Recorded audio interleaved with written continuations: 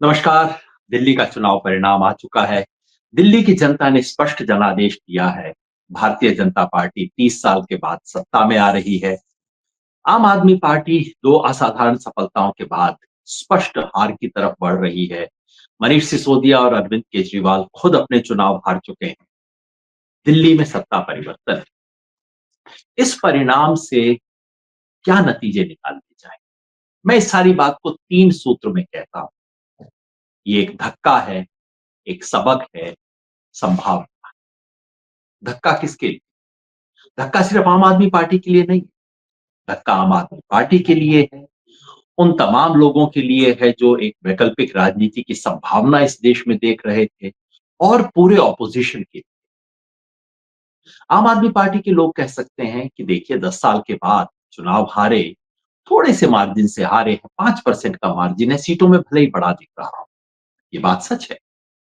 लेकिन जब आपके शीर्षस्थ नेता चुनाव हार जाए, जब आप सब कुछ कोशिश करने के बाद चुनाव हार जाएं, और जब आपने अपनी राजनीति का आदि और अंत केवल चुनाव बना दिया हो, तो ऐसे में यह हार सिर्फ चुनावी हार नहीं, इससे कहीं ज्यादा है।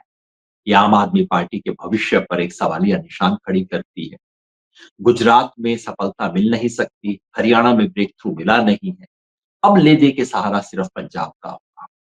दिल्ली में आम आदमी पार्टी को हरा के बीजेपी संतुष्ट नहीं हो, अब वो पार्टी तोड़ने की कोशिश करेगी, उसके लिए हर जायज नाजायज तरीके का इस्तेमाल करेगी। ऐसे में पार्टियां बचती हैं संकल्प वाले कार्यकर्ताओं से, अपने आदर्श से, अपने सिद्धांतों से।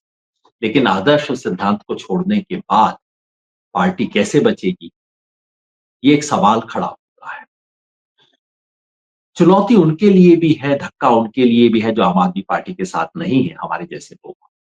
लेकिन जो विकल्प की राजनीति का सपना लेके एक समय इसके साथ जुड़े, वो सपना बहुत पहले ही छोड़ दिया गया था। राजनीति में नैतिकता की बात 2015-16 तक छोड़ दी गई थी। उसके बाद आम आदमी पार्टी ने एक, कम से कम एक बेहतर गवर्नेंस, गुड गवर्नेंस का मॉडल पेश करने की कोशिश की। आज वो हार गए हैं, लेकिन इस बात को स्वीकार करना चाहिए कि उन्होंने शिक्षा में और स्वास्थ्य में पिछली सरकारों से बेहतर काम किए, लेकिन वो काफी नहीं। सबक ये है, धक्का आज जो है वो इसलिए कि वो जो एक बहुत बड़ी संभावना आज से 10-12 साल पहले खड़ी हुई थी, जिसके लिए देश में हजारों लाखों लोग खड़े हुए थे, जिसमें से कई लोग फिर भी चिपके रहे, टिके रहे, वो कहीं एक डेड एंड पे पहुंच गया है। धक्का तमाम ऑपोजिशन के लिए है, इसमें कुछ मजा मत लीजिए। मैं जानता हूं कुछ लोगों को लगेगा चलो हार गए, बहुत अच्छा हुआ।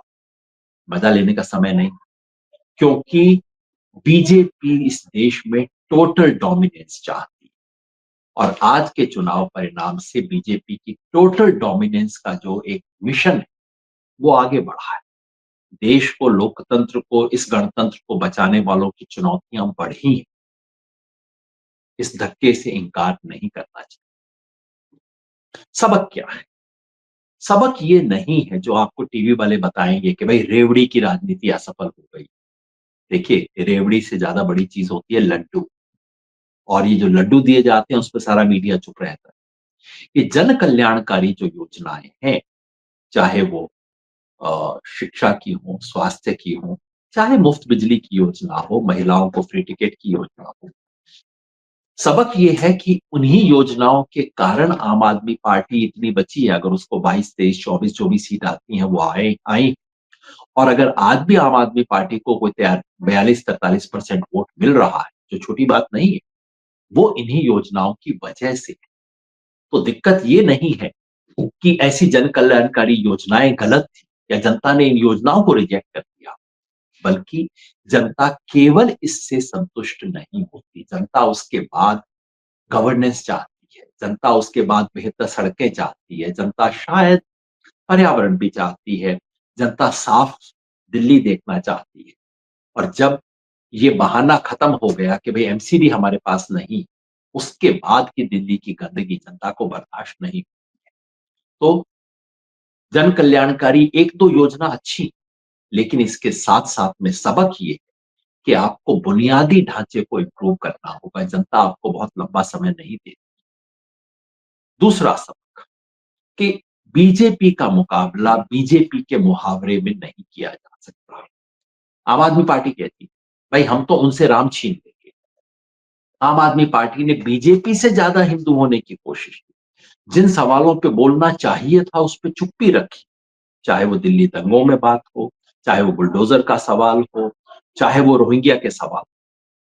ऐसी ऐसी बातें कही जो मूर्खतापूर्ण थी, सिर्फ इसलिए कि भाई हिंदू का वोट मिल जाएगा। बस बीजेपी का विरोध आप बीजेपी की विचारधारा की चार दीवारी के भीतर रह के ही कर सकते हैं।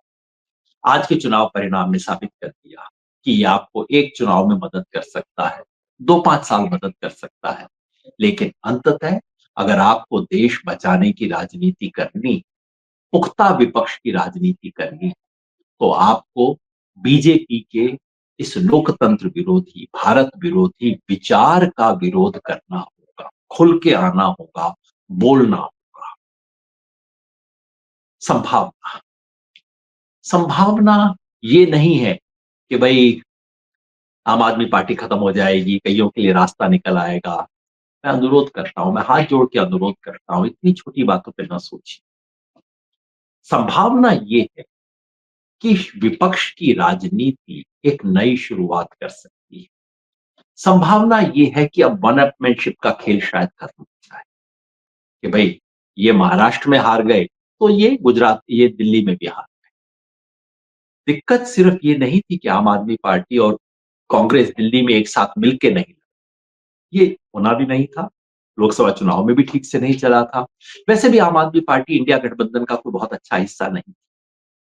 असली दिक्कत ये है कि इंडिया गठबंधन ही पूरा का पूरा महाराष्ट्र चुनाव के बाद से बहुत ढीला चल रहा है। संभावना ये है कि अब इस चुनावी धक्के के बाद विपक्ष एक दूसरे पर आरोप प्रत्यारोप, एक दूसरे की हार जीत पे मजा लेने की बजाय बैठ के सोचेगा। संभावना ये कि विपक्ष इस देश में ये जानेगा कि बीजेपी का मुकाबला सिर्फ चुनाव से 6 हफ्ता पहले खड़े होकर नहीं किया जा सकता। अगर मुकाबला करना है, पूरे 5 साल आपको जमीन पे रहना होगा।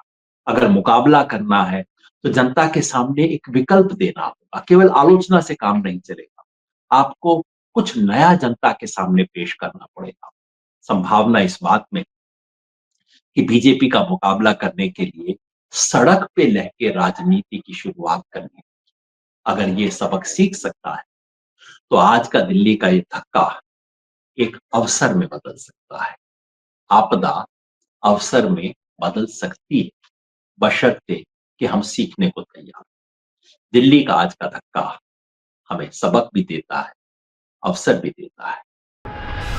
Stay ahead with our cutting-edge news app. Instantly access the latest shorts in just 1 minute and breaking news in just 50 words. Download now for a smarter, faster news experience.